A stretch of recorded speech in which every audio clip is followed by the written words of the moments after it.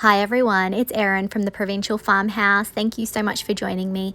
Today I'm going to be creating a spring jug using some new IOD products. You can find a full product list in the description of this video and all your crafting needs on our website, theprovincialfarmhouse.com.au. Let's get started. I found this cool jug while I was thrifting and it's been in my stash for a little while, so I thought I would bring it out today and it would be perfect for this project. To begin, I'm going to dust a plastic sheet with some cornstarch and I'm going to be using Mojave air dry clay. You can also use IOD clay. I am rolling it out with a rolling pin. I want to get it to be about 2 mil thick. I don't want it to be too thin because I'm going to be doing some impressions in this. So I'm carefully pulling up the clay and then I'm putting some strong wood glue all over the back, and then I am spreading it with my finger and then I'm laying it on the jug and carefully molding it to the surface. I don't want too many fingerprints, but I do need to apply some pressure. I'm also pulling off any excess on the bottom. So we don't quite have enough to cover the whole jug, so I'm going to repeat the same process. I've dusted my plastic sheet with cornstarch and now I'm going to roll out a smaller quantity of the Mojave air dry clay. You may recognize what I'm up to here from one of my previous videos where I did the same technique, rolling out the clay and doing impressions on a flower pot. If you haven't seen that video, go and check it out. And it's just a really fun way to add interest to a plain surface. So I've got my second lot of clay ready, I've got glue on it, so now I am going to shape that piece to the jug as well, and any bits that I've had to rip off, I'm sort of just placing them up the top where there's not as much clay, and I'm just trying to smooth out the joins a little bit where there's some gaps.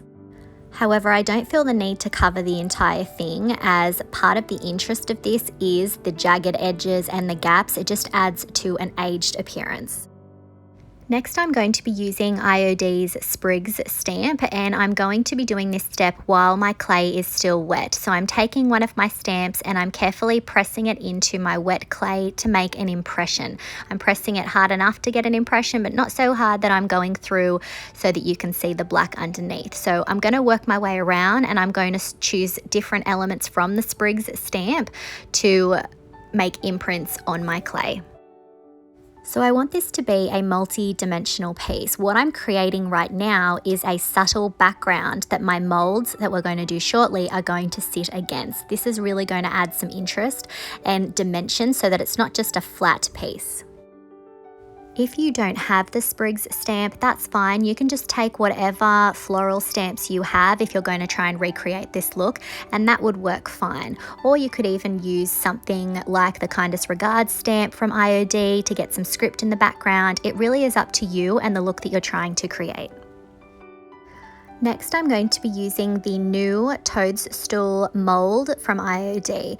I'm going to first dust my mould with cornstarch, and we're going to be taking a variety of the mushrooms from this and creating a bulk amount so that I can have a play and position them however I want. So I am working the air dry clay into the moulds and then carefully pulling them out.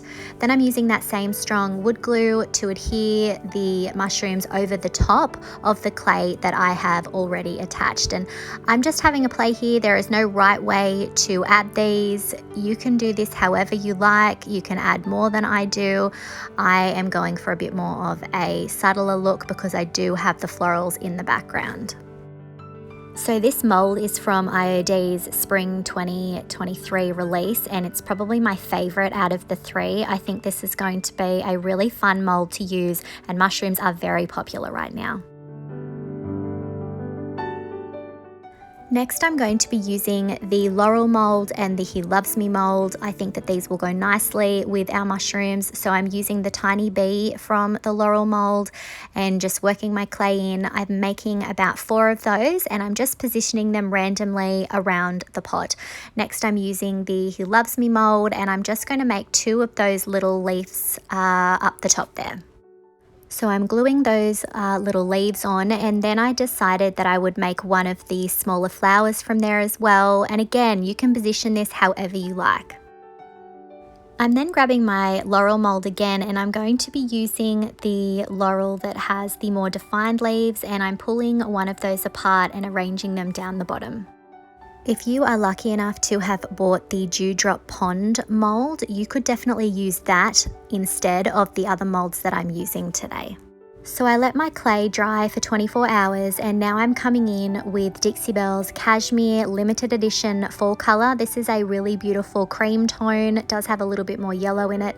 And even though the black sections are a bit more glossy and shiny, it's okay. This is a chalk paint which sticks to most things, and if we do have some chips, it's just going to add to the overall aged effect of this jug.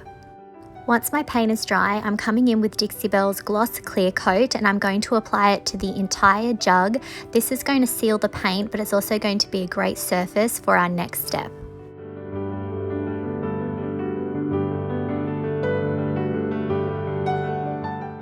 Next, I'm going to start adding some color. To start off with, I have put some of Dixie Belle's Barn Red and some water in a little container, and I'm using an artist brush to add it to the cap of the mushroom. I'm also wiping it back a bit. I did feel like the red was a little bit too bright, so I am going to add some of Dixie Belle's Chocolate Chalk Mineral Paint to it to deepen the tone. And this is really something that you have to have a play with. I wasn't exactly sure where I was going with the colors. This really was a bit more of an experiment. As I was selecting colours, I really was thinking of wildflowers and more earthy tones and a bit more faded looks. I love dried flowers, so that also was a bit of an inspiration there. So you can see I've used the chocolate on some of those other mushrooms, and I'm just thinking, where do those colours naturally appear on the mushroom? So I'm going to work my way around. On these little ones, I did want a little bit more of a red tone here. So my paints really became almost like watercolors. So I was adding a little bit and then leaving it and coming back so that the different layers had time to dry before I added the different tones. But again, this is something that is to your liking. You might want to go with a bit more of a bolder red. I wanted this to be a little bit more subtle. On this one, I did go a little bit bolder with the red, but you'll see I do come in with that chocolate, and I am often wiping back the color to reveal the cashmere tone underneath. I think that this just really creates a bit of a softer look. And because I've sealed my paint, I do have more freedom to wipe back the paint in areas where it's a bit too strong. So that's definitely a tip that I have for you if you're doing details like this, is to seal your paint underneath. You can definitely clean up any little errors with a baby wipe. Next, I'm going to add some color to my florals. This is Morning Sunrise from Dixie Belle's Silk range. I'm just adding it with an artist brush, and again, I have added a little bit of water, and I'm also coming in now with Desert Rose to add a little bit of tonal contrast.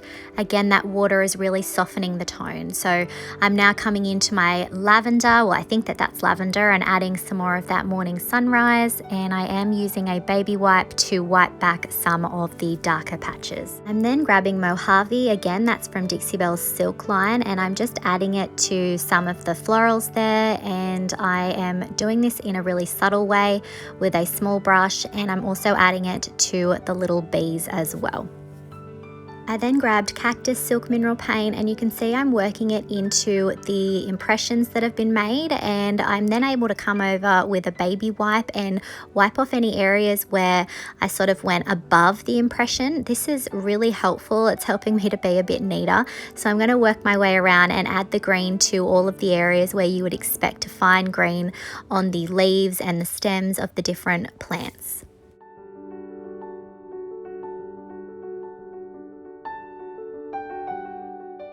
I then grabbed that Mojave silk paint again to add to these florals here, and also to the center of that little daisy as well. And again, I'm going around and tidying it up with a baby wipe in any areas that I feel that I've gone out of the lines or it's just a bit too heavy.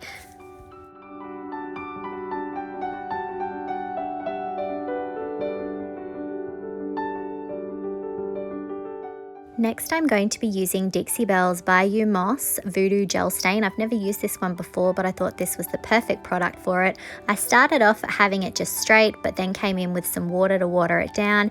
And now I'm going to add it to the entire jug. I'm going to apply it, and then I'm wiping off a lot of the excess. I want the darker green to be concentrated a little bit closer down the bottom of the jug. So I'm going to work my way around the entire piece, adding that lovely Bayou Moss. It's such a beautiful green tone, and I thought it went really well with the look that I'm trying to create here. So this is the first time that I'm using Dixie Belle's Bayou Moss Voodoo Gel Stain, but it definitely will not be the last. I think this is such a beautiful tone, and you could achieve a similar look if you were to find a green chalk paint or your favorite paint and watered it down and used it as a wash. You could definitely achieve a similar look here. I just find this to be absolutely gorgeous, and I can definitely see myself using this on future projects, especially anything garden and flower pot related.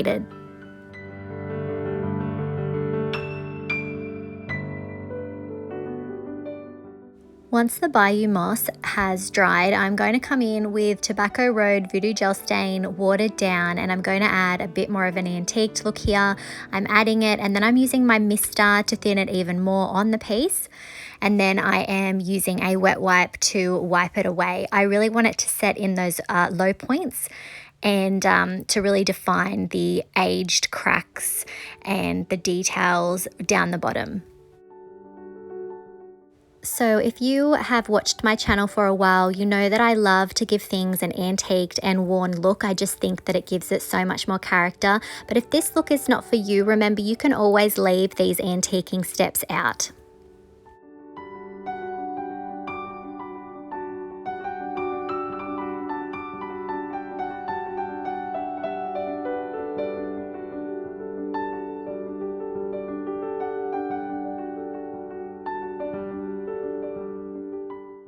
Once the Tobacco Road layer is dry, I'm using Easy Peasy spray wax. I'm spraying the surface, and then I'm coming in with Dixie Dirt in charcoal. This comes in a powder form, and it's just like it sounds. It's very similar to dirt. It's going to give more of an appearance of age, and I think it goes really well here because we are trying to give a sort of wildflower field, sort of rustic look here. So I'm using charcoal Dixie Dirt, but it also comes in the color Earth, which is a brown tone, and also comes in Ash, which is a grey tone. When you're using Dixie Dirt, you need to have something on your piece that it can stick to. We're using the Easy Peasy spray wax for this. You could use regular wax for this, or you could apply it to glaze that's still wet, or even a top coat that's still wet. It just needs something to grab onto. So I have sealed the outside of this piece with the Easy Peasy spray wax, and once that's dry, I'm going to start adding some bits and pieces of foliage here to try and create a floral arrangement.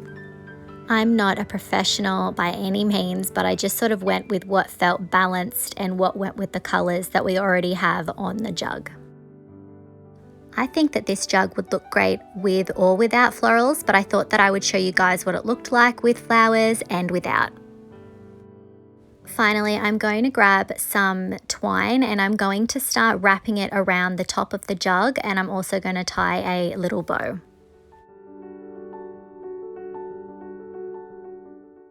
And here's our finished jug.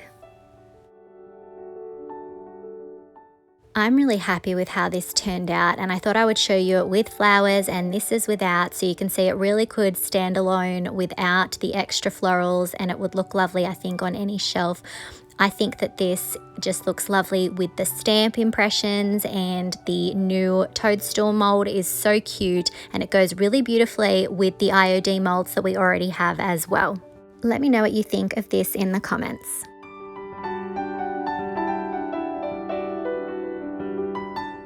If you liked today's video, please give it a thumbs up and share it out to someone that you think might enjoy it.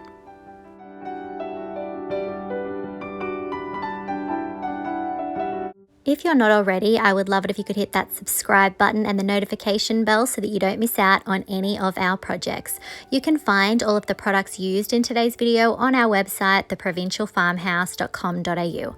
Thanks for watching.